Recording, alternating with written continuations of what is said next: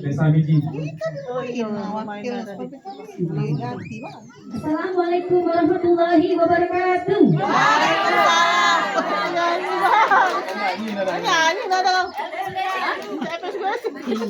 Apa kabar ibu-ibu, sehat? Masih sehat? Belum sudah? Ya, perkenalkannya mungkin sudah kenal, walaupun sudah kenal saya ulangi lagi perkenalan lagi. Perkenalkan, nama saya Ati Maria, kader KB dari Desa Uji. Yang ingin saya sampaikan pada siang hari ini tentang KB atau alat kontrasepsi jangka panjang atau disingkat MKJP. Itu sudah pernah dengar ya Bu ya? MKJP itu metode kontrasepsi jangka panjang. Yang pertama ada implan. Implan itu dipasang di mana sih Bu? Bagian atas bawah Bu. Nah, untuk implan itu ada yang 3 tahun, ada yang 5 tahun untuk jangkanya, jangka pemakaian. Yang kedua ada IUD. IUD itu untuk siapa sih Bu? Yang lebih cocok.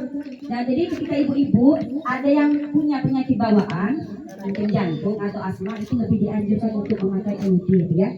Untuk pemasangan IUD itu ketika sesudah melahirkan atau ketika menstruasi mungkin sudah mau kering, nah, itu baru bisa dipasang. Untuk IUD itu jangkanya lebih panjang Bu dari implan tadi, bisa 8 tahun. Nah, kemudian yang ketiga, keempat itu MOW dan MOP. Untuk ibu-ibu yang sudah punya banyak anak dan umurnya sudah tua, saya dikatakan gitu ya, dan tidak ingin lagi memiliki anak, dianjurkan untuk melakukan MOW atau MOP tadi. Untuk MOP itu lebih ke untuk laki-lakinya atau suaminya ya Bu ya. Jadi ketika istrinya mungkin tidak mau tapi lelakinya yang mau, bisa dianjurkan ke MOP tadi. Nah, ada yang ingin ditanya nggak dari MKJP tadi? Ada yang belum paham mungkin? Apa Bu? Kan kita di anestesi Bu. Nah, itu di anestesi, bahasa kerennya itu atau bahasa tubuh itu dibius Bu. Nah, jadi tidak merasakan sakit. Untuk implan tadi itu lebih hemat Bu. Iya, lebih ekonomis, hemat biaya ya Bu ya, pasti kita tuh. Nah, kemudian lain dari NKJP tadi ada juga kontrasepsi jangka pendek seperti tadi pil, kondom, suntik. Tapi lebih dianjurkan bagi yang suaminya stay di rumah, itu dianjurkan menggunakan NKJP. Nah, saya ingin bertanya nih ibu-ibu, ada yang tahu nggak sih Bu apa yang dimaksud dengan 4T tadi? Iya, 4T itu terlalu muda, terlalu tua, terlalu banyak, terlalu dekat. Jadi untuk yang risiko 4 risiko penyebab stunting tadi, itu tadi ya 4T tadi. Jadi kita sebagai kader KB dianjurkan untuk melakukan penyuluhan, mengajak masyarakat untuk memakai NKJP. Itulah Bu yang ingin saya sampaikan.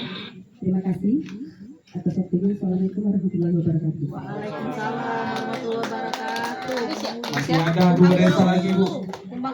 Sugonang sama Tumbang Hulu. Bismillahirrahmanirrahim. Assalamualaikum warahmatullahi wabarakatuh. Mohon izin kepada Dewan Juri.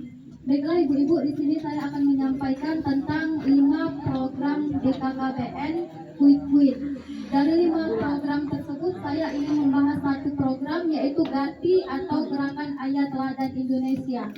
Jadi GATI itu tujuannya untuk meningkatkan peran aktif ayah dalam pengasuhan, perlindungan, dan pendidikan.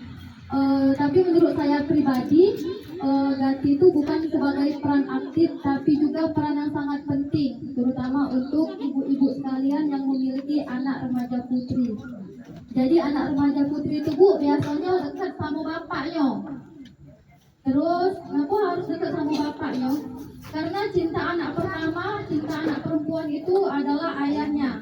Jadi kalau dia dekat sama ayahnya berarti dia adik merasa terlindungi. Kalau dia di luar ada masalah, dia pasti berpikir ayahnya akan melindunginya, sehingga dia tidak mengambil tindakan yang tidak bisa dia lewati. Contohnya dia ada masalah, terus dia bingung bagaimana solusinya. Dengan dekatnya anak ini dengan bapaknya, pasti dia berpikir, oh pasti bapak aku pacak bantu aku tidak akan kemana. Jadi ganti ini gerakan Ayah Indonesia Teladan ini harus dijalankan sejak dini. Kenapa sejak dini? Walaupun anak itu sejak dini belum paham dekatnya dengan ayah, tapi efeknya akan terasa kalau dia sudah dewasa. Jadi Bu, contohnya misalkan saya pribadi Bu. Jadi saya pribadi ini bukan curhat Bu ya, cuma nak minta tahu Bu. Sebagai anak perempuan, saya ini tidak pernah merasakan kasih sayang seorang ayah. Jadi saya merasa tidak ada perlindungan kalau saya ada masalah. Kalau lihat teman-teman saya waktu sekolah diantar jemput sama bapaknya, terus diajak bapaknya beli makanan, ada rasa iri. Saya sekarang sudah punya 2 anak, satu laki-laki, satu perempuan. Nah, anak perempuan saya ini sudah saya ajarkan ganti sejak dini, jadi dia tidak merasakan kayak apa yang saya rasakan dulu, ya Bu. Jadi saya harap kepada ibu-ibu kasih waktu anaknya untuk dengan bapaknya untuk bercerita, mengenal satu sama lain, tapi bukan untuk yang itu Bu. Kadang itu tuh galak, oh si anu, dia tak bapak, dia tak bapak. Padahal bukan itu Bu tujuannya. Memang fungsi bapak tuh mengayomi keluarga, melindungi keluarga. Kadang uang yang ngomong itu mungkin dia kurang paham Bu apa itu. Padahal memang itu peran seorang ayah untuk melindungi keluarganya. Jadi saya harap kepada ibu-ibu yang punya anak gadis Bu, usahakan anaknya terbuka kalau di rumah, dekat dengan bapaknya, kasih mereka ruang lingkup untuk anak dengan bapaknya tuh ngobrol, setidaknya sekedar basa-basi. Jangan sampai anak kita itu tertutup Bu